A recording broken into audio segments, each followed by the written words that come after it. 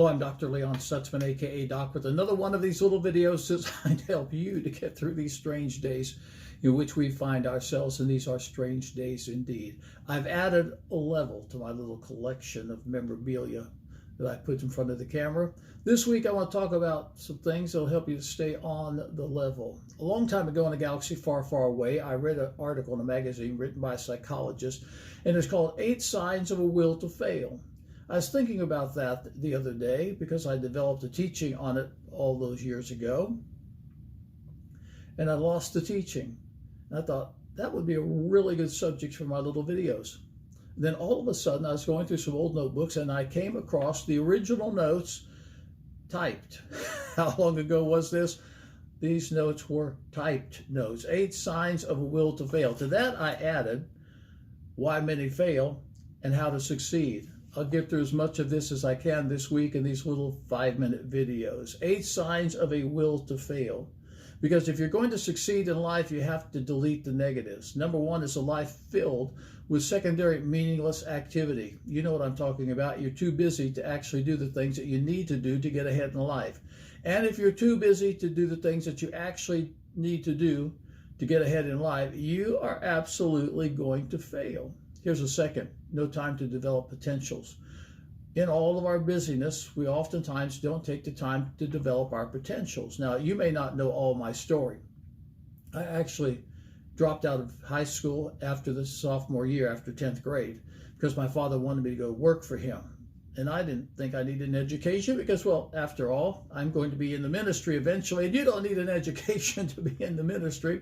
Fortunately, I have always been a reader, and I have always been a learner, and I never stopped reading and I never stopped learning. And when I did eventually go into the ministry, I read voraciously and I learned everything I could possibly learn from everyone that I could possibly learn anything from.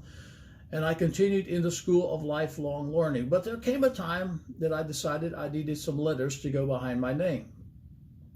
So in my early 40s, I contacted a very prestigious distance learning school, and I said, I'd like to earn a doctorate degree. And they said, this is what you're going to have to do. And so I had a bachelor's in theology course assigned to me, and I did all the coursework and took all the classes and wrote all the essays and all the dissertations and all that, and earned my bachelor in theology. From there, I went on and earned a master's in theology, and once again, did the coursework, did the tests, wrote the essays, did my master's dissertation, and I was awarded a Master of Theological Arts. And then I did my Doctorate of Ministry. Why Doctorate of Ministry? Because you don't have to learn Greek to have a Doctorate of Ministry. And I earned my Doctorate of Ministry, and I have a signed and bound doctoral dissertation in my office at the church. I took the time to develop my potential. I didn't need to. I was already quite successful at that time, but I knew that if I was going to attract the kind of people that I wanted to attract and help the kind of people that I want to help, I was going to need those letters behind my name, and yea, verily, I earned every one of them, and I've got the letters behind my name, and yes, it helped. You need to take time to develop your potential. There's a third reason that people fail, and that is they get hung up on meaningless detail. Life's all about the details, but not meaningless details. There are some things that just don't count, and you need to decide what counts and what doesn't count. I'll give you one more, then I'm going to close for this session. I'll pick it up again on Wednesday. They sleep too much. Benjamin Franklin said, early to bed, early to rise makes a man healthy, wealthy, and wise. I don't know how true that is, but I'm usually late to bed and early to rise and take a nap in the middle of the day, because I found out that's what many, many successful people do.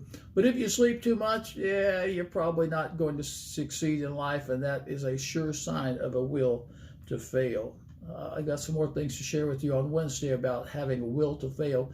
And if you'll eliminate the negative out of your life, you'll find that you're focusing on the positive things. As you're focusing on the positive things, you are going to succeed in life. And that's my heart's desire for you. I want to see you come into every good thing that God has for your life. And I believe that God has some really good things for your life. This Sunday at Aspire Church, we're going to go into the Christmas season. I had thought, listen, I thought that I had preached everything that could possibly be preached on the Christmas stories. I thought I had wrung out every ounce of revelation.